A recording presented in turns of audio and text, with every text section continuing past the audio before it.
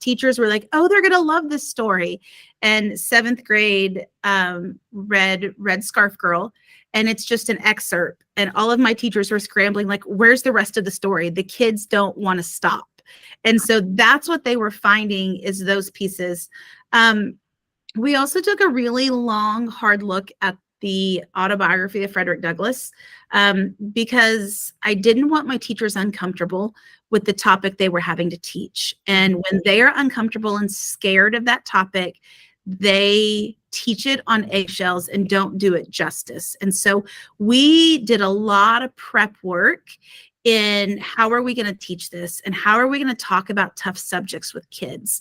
And I said, kids are forgiving and we're going to mess up, guys, but it's okay. One of the things that we did is our teachers didn't want to put the books in the hands of our kids because some of the words in there. Now we understand those words are his actual words.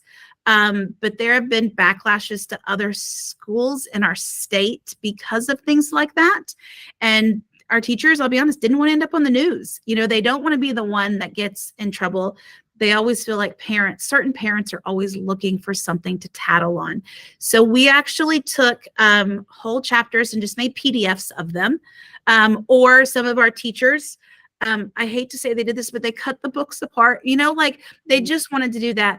But the kids devoured that unit. Our teachers had so much trepidation going into it. They were so scared because it's a tough topic. And we have 2 of our 3 schools who are very multicultural. And so they didn't want to say the wrong thing. They didn't want to whitewash it. I don't know how to say it any better. Like they wanted to give history but by teaching it with the history teachers who had done it and the pre-work that we did going into it, we honestly went through there and we talked about specific questions. Like we were highlighting, these are the questions to ask.